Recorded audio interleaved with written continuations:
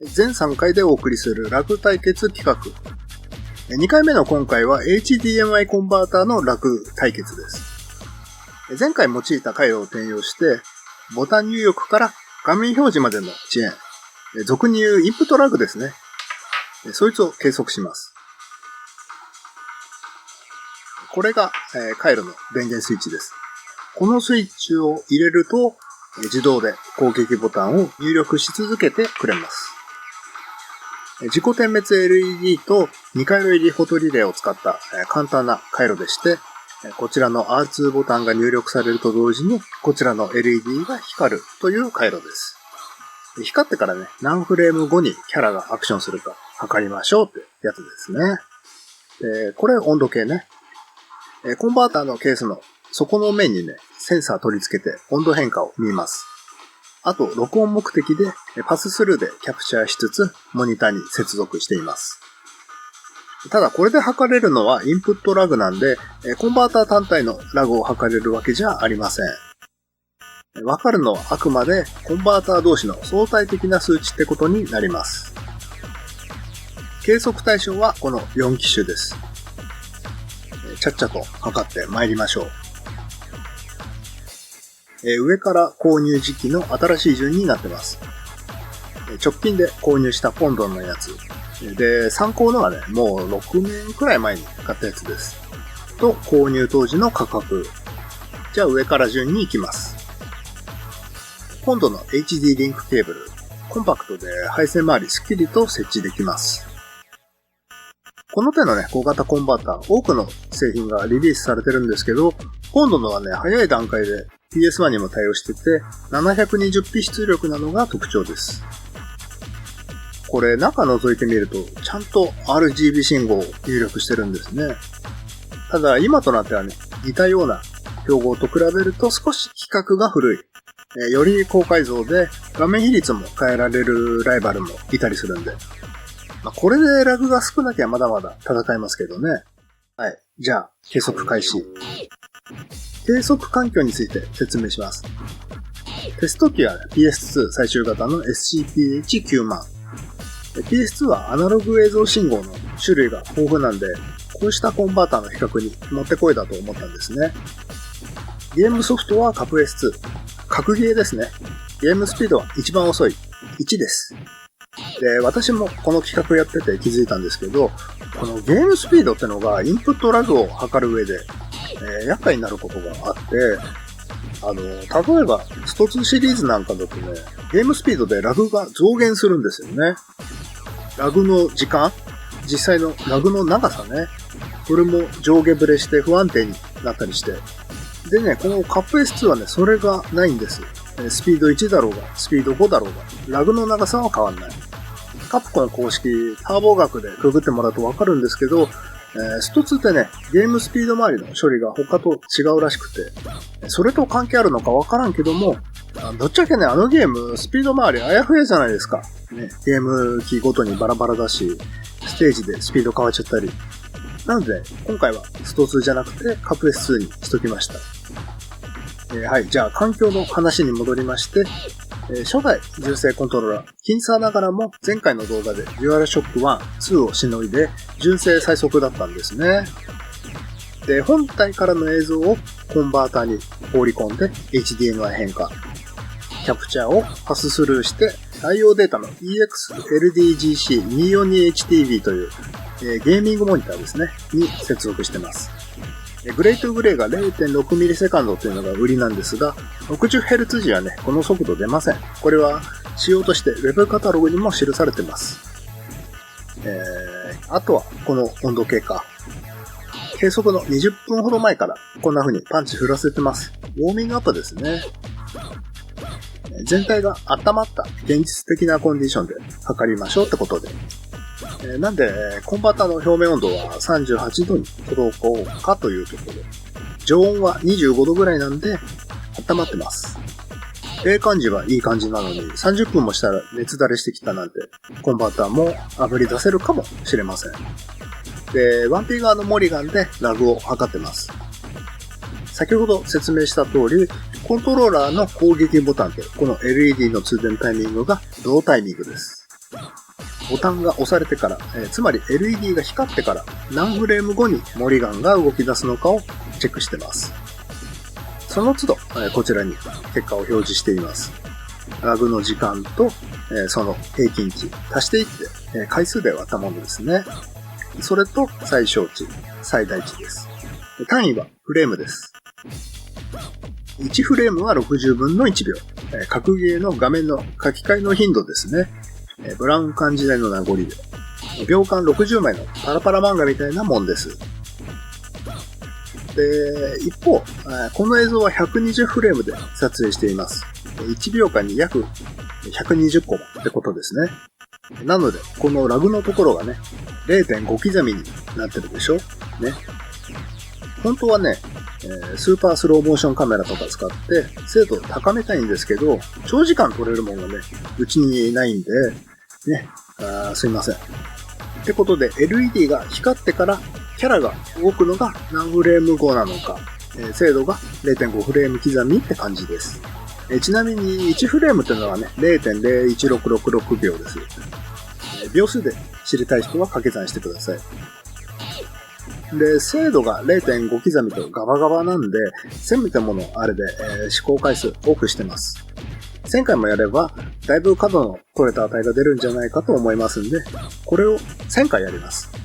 あと620回かな。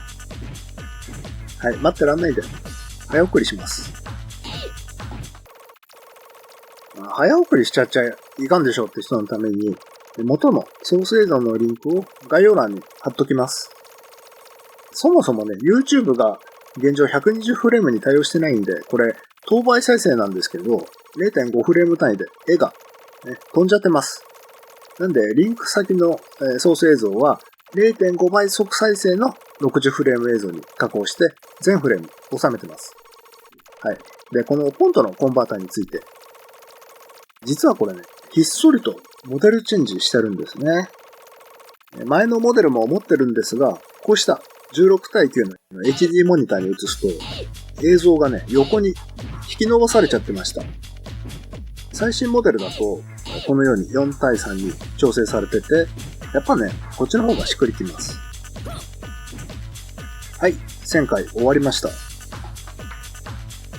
平均 7.199。いや、ラグい。熱だれとかはなくて、アベレージそのものは終始平行線だったけど、ちなみに旧モデルも測ってますが、同じような成績です。旧モデルのソースも概要欄のリンク先にありますんで、ご参考ください。でも最新モデルでもね、ラグいのは残念だな。じゃあ次、今回の対決の大本命、レトロチンク 5X Pro です。海外の直営サイトからの購入になります。とんでも価格ですね。買った時期も悪かったんだけども、追い打ちをかけるように着払いでね、もう3600円かかったんだけども、あれはなんだ、こっちでの配送料ですか？言われるがままにね、はいどうもって払ったの。船便代もか。外箱になんかね、刃物でザクーッとね、切り裂いたような跡がありますが、そんな物騒さもね、海外製品らしい風情で、テンションが上がってきますね。中身は無事です。無傷です。さて、では、もったいぶらずに大本命 5X Pro を計測してみましょう。はい、こちらも20分ほど稼働した後からの計測となります。コンバーターのケース底面もほどほどに温まって34度ですかね。で、5X Pro は映像信号の入力が豊富です。コンポジット、S ビデオ、コンポーネント、スカート RGB の4種類に対応します。ちなみにね、入力信号によるラグの差はほとんどありません。ポンドのやつ以外は複数の入力信号に対応しますが、映像信号を変えても計測誤差と言えるような差しか出ないんですね。なんで各コンバーター PS2 の 480i における最高画質の入力で測ってます。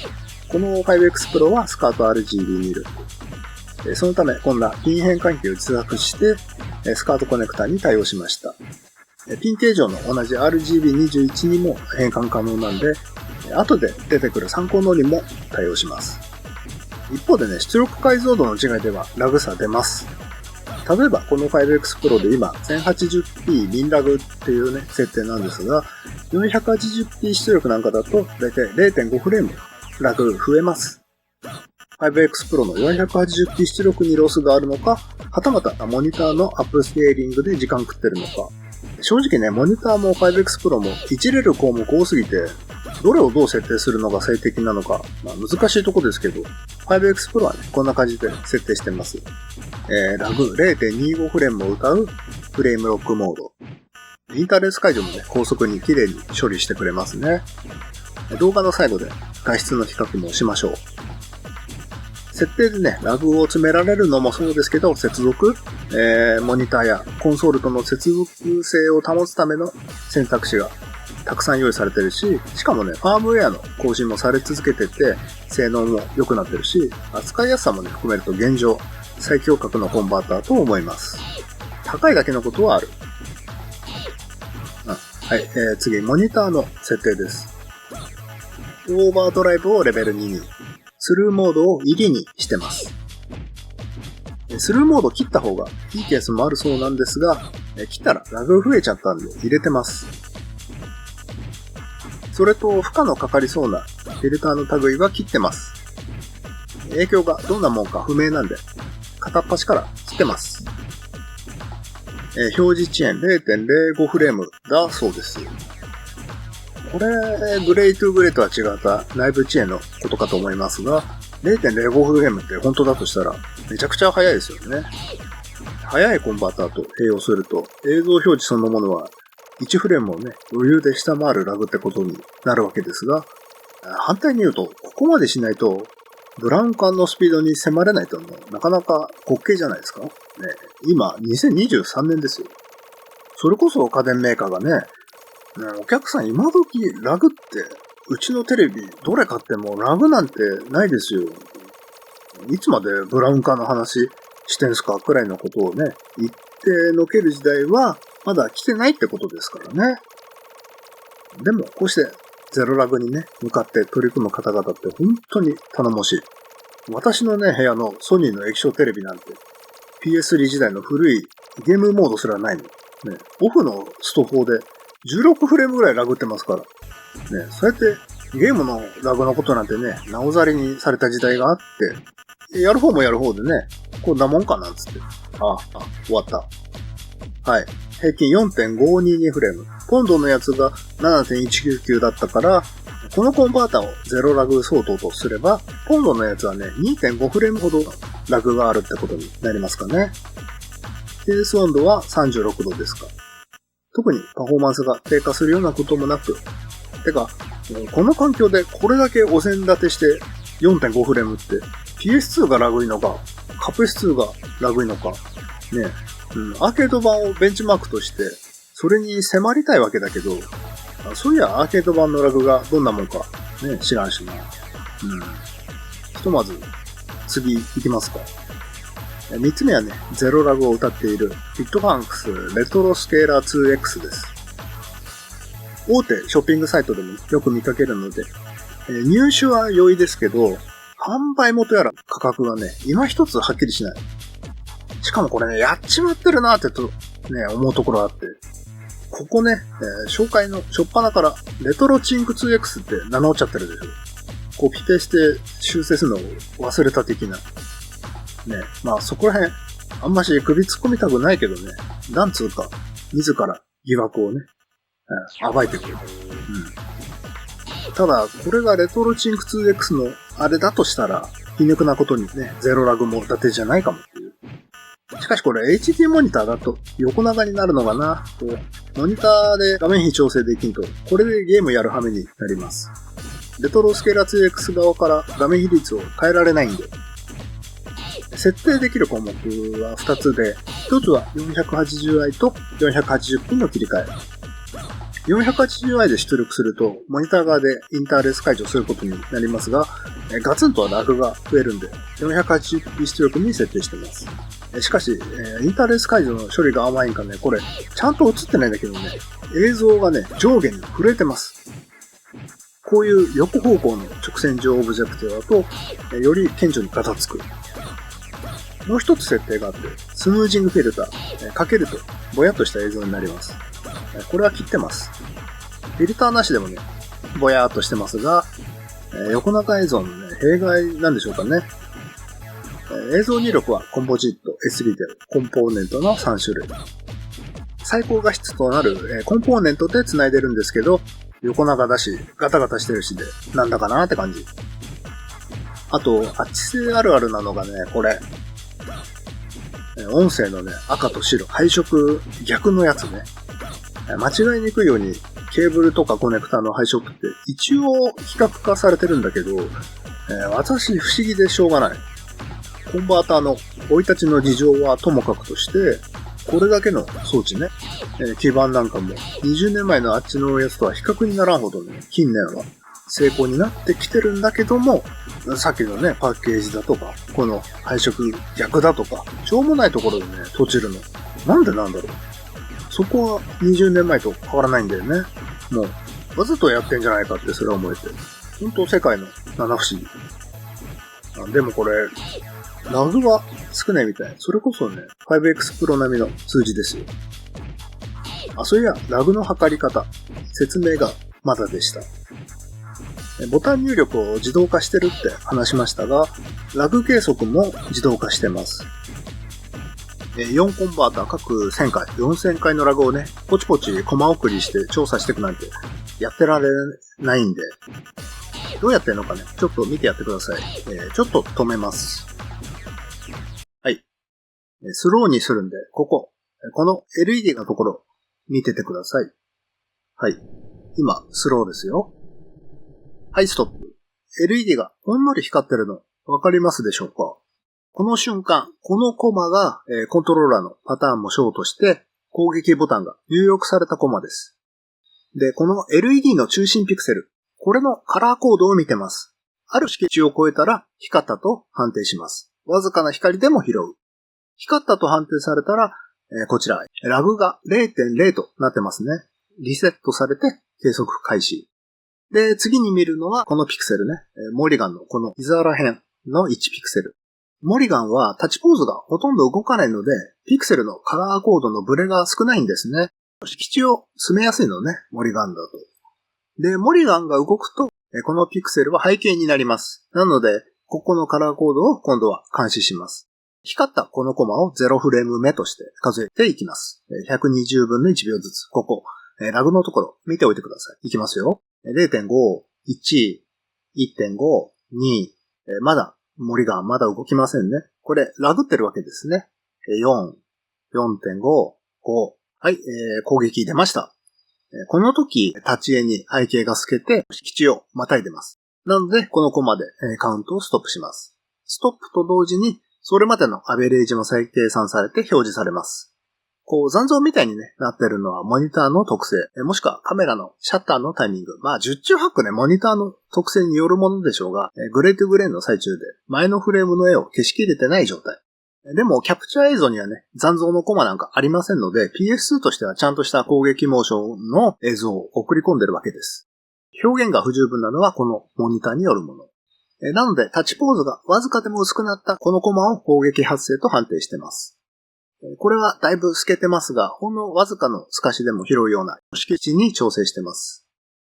じゃあもう一回。スローね。はい、光って、ラグが 0.0 にリセットされて、こんなわずかな発光でもちゃんと拾ってるでしょ？で、カウントが始まって、次はモリガンの膝のピクセル見てますよ。はい、攻撃発生。こんな感じです。わずかにでも光ったら入力。わずかにでも透けたら発生。判定漏れはね、ないと言いたいところですが、4000箇所をね、目視でチェックしてるわけじゃないから、正直、識値付近だと漏れることあります。で、これらの自動判定は、AVI ユーティルのね、スクリプト制御でやってます。またも AVI ユーティル様々。だってね、簡易的とはいえ、やり方次第でラグ計測の自動化なんかできちゃう動画編集ソフトなんて他にあんのかな？これで私がちゃんとね、アナログ信号を切断方式とかで測ったんならもっと正確なインプットラグを計測できるんだけども、ね、コンバーターの種類とかね、映像の種類の多さに、それは断念。一部のコンバーターをね、分解して配線引っ張り出したりしないといけないし、それはあっさりと諦めました。その代わり1000回やって精度を上げたいってことなんですね。やるのはね、リレー回路と AVA ユーティルなんだけども、さて、ぼちぼち終わるかな。それにしても、ラグ少ない。4.563 ですか。5X Pro とほとんど変わんないですよね。最後まで熱だれもなく。速さだけでいいならこれ。いや、余計なことは言わんけど。そもそも私自身これ、レトロスケーラ 2X のゼロラグの文言に釣られてポチっちゃったたちなんですよね。まんまとね、釣られるっちゅう情弱ぶりを発揮したわけなんだけど。で、これについて調べてたら、レトロチンクなるものがあるぞと。そこで事情して、やっちまったな、つって。そんで 5X Pro 注文したんです。もうね、罪悪感に近かった。とにかく、今度はもうちょっと調べてから買います。させん。あと、レトロスケーラー 2X はね、疑惑抜きにしても横長になるのが個人的には残念だと思った。早いは早い。では、ラスト参考の RGB HD ADP。品面なのか型番なのかよくわからんのですけど、今回の4機種の中で一番初めに買ったやつ。映像が綺麗だと聞いて、いつか使うかもと買ったんですよ。6年くらい前か。ちょいと中身を覗いてみました。まず目につくのはね、シリコンイメージの HDMI トランスミッター。それとヒートシンクの下から M スターの統合型集積 IC。これは汎用コンバーターにね、何かと多く見られる取り合わせですね。もう測らんでもね、程度が知れちゃうのかな。多分、コンバーター単体で、4、5フレームくらいラグがあるんじゃないかな。これ買ったものの RGB21 端子の機器がうちにあったわけじゃなくて、ずっと端子の肥やし。今は廃盤みたいで、見た目が同じのね、3AXRGB HD というのがあるようです。中身が同じかはわかりません。解像度はね、5種類から選べます。これは最高解像度の 1080p です。あと画面比率の変更もできますし、NTSC と PAL の切り替えもできたりと、コンバーターとしてのね、一通りの機能を備えてます。映像も確かにドットが際立ってて、一見くっきりしてますね。でも、なんか変なんだよな。なんかアニメーションした時のドット感がね、まるでなくなるんだよな。後で画質をキャプチャー映像で確認しましょう。で、やっぱりね、ラグがでかい。だって、こんな等倍速の映像でも LED 光ってからの間を感じませんか？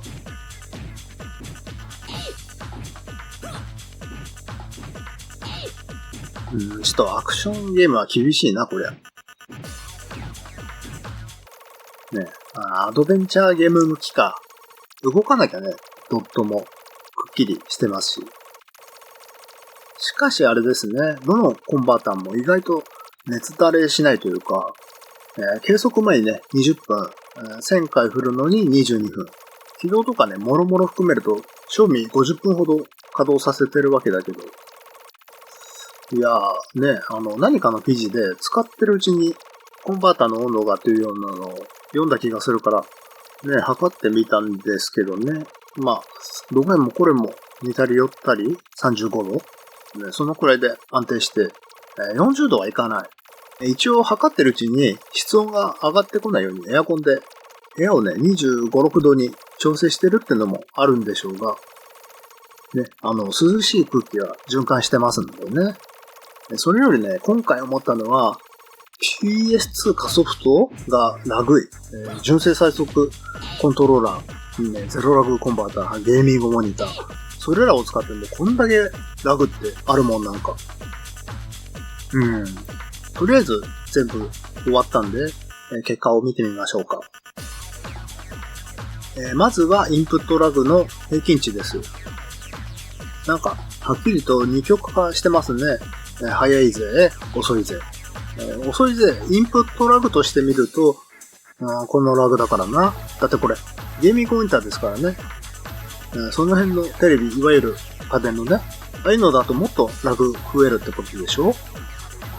だって PS2 やるっつって、ゲーミングモニター使う人、どんだけいるのって話で、大体テレビ使わないですか？基本。ね。久々に PS2 やるかっつって、そんで、こういう遅いぜポチっちゃって、普通に部屋のテレビにつなぐってパターンがほとんどでしょ？で、ラグいの気になっちゃう人が、こう、コンバーター地獄にはまるっていう。最速の 5X Pro をゼロとした時の比較で、レトロスケーラー 2X との差はもうない。何に等しい。もう一回測ったらね、わからんレベル。FPGA ベースでカリカリに詰めた新しい時代のコンバーターと、吊るしのチップを使った古い時代のコンバーターと、一般的にはね、まだまだ、こっち勢がね、普及モデルとして、市場を制圧してます。温度変化。ここまで20分、攻撃連射済みで、1000回やるのにさらに22分くらい。起動時間は賞味50分ってね、言いましたけど、5X Pro の温度、徐々に上がってますが、35度が36度、そんなもんです。終始、パフォーマンスも安定してましたし、レトロスケーラー 2X も、ほとんど変化なしです。ボロ出さんかなと、悪いけど期待した。でも、なんも起こらん。ポンドのはね、ちょっと高め。つってもね、熱くて、どうにかなるようなレベルじゃないです、全然。これはこれで度安定してます。4機種の中だと、若干高めって感じ。一番低いのは、これ、参考のね、これ、アルミ筐体で熱伝導、つうか、吸熱良さそうですけど、あんま基板の熱吸収してないってことなんかな。排熱口すらなくて、穴は、コネクタとか、そういうのしか開いてないんで、密閉に近い。こういう装置、HDMI コンバーターとかって、あんま熱問題シビアじゃないのかもしれんですね。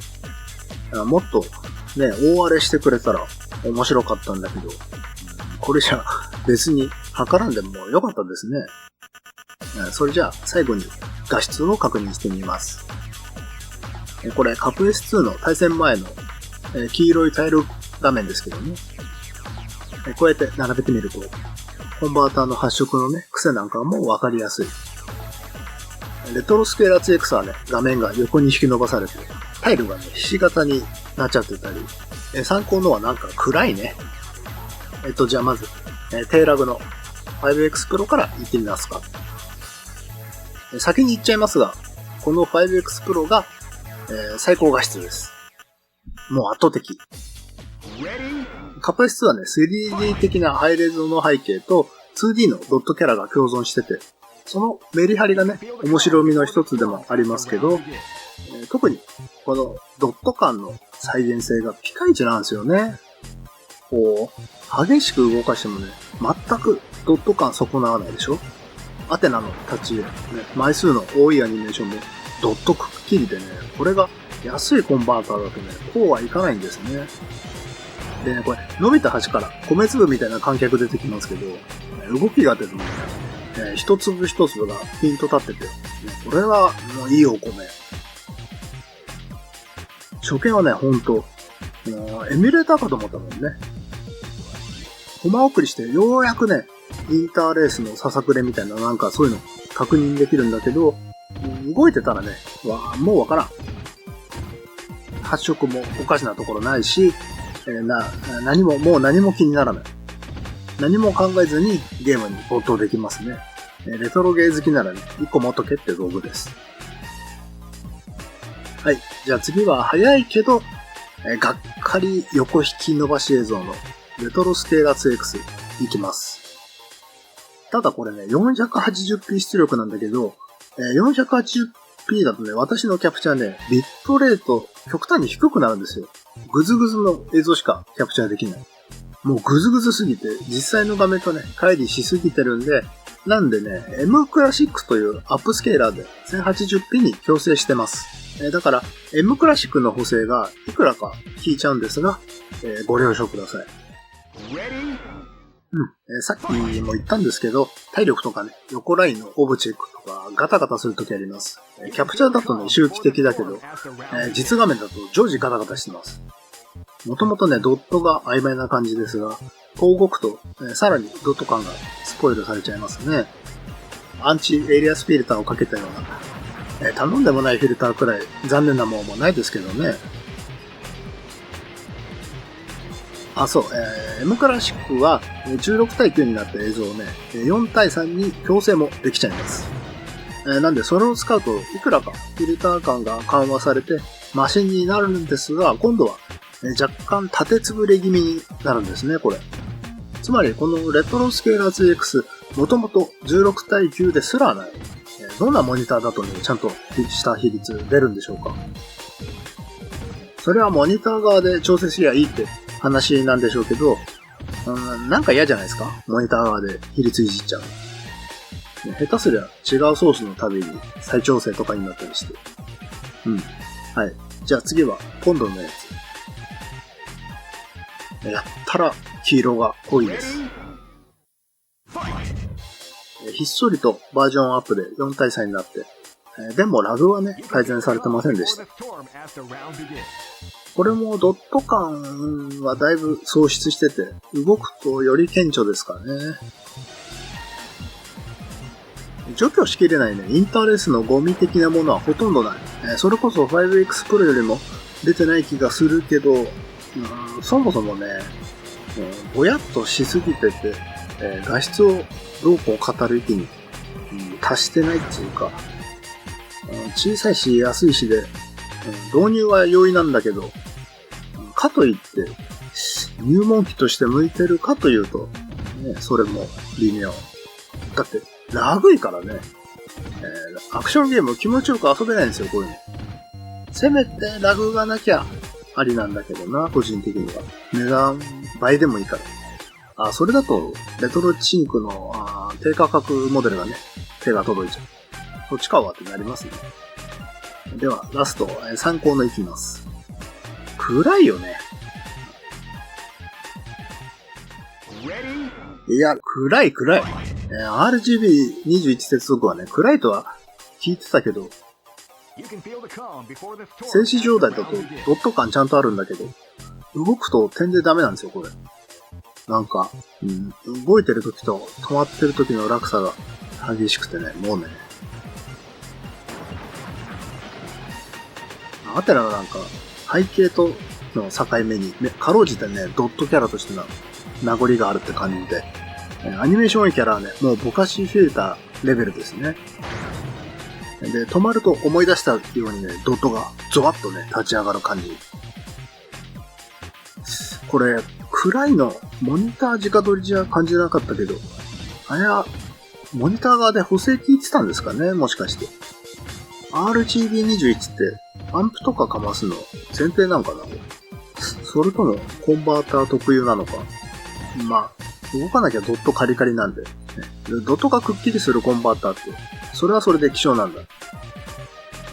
はい、というわけで、画質の比較でした。コンバーターね、もうわかりやすく、安物、古物は何かしら至らず、結局ね、レトロチンク1個持っとくのが、ね、正解ルートだと思いました。そんなことよりつったらあれだけど、PS2 だか、カプ S2 だかのゲーム機よりのラグがね、気になってしょうがない。俺たちがキャッキャしてた PS2、実はラグいゲーム多かった説。これは問いたださんとね、いかんでしょうね。もちろん対決で。私の大好きなあのハードをけしかけます。そいつで PS2 を裁きます。なんで、次回最終回は打倒 PS2 ラグ対決です。お楽しみに。ご視聴ありがとうございました。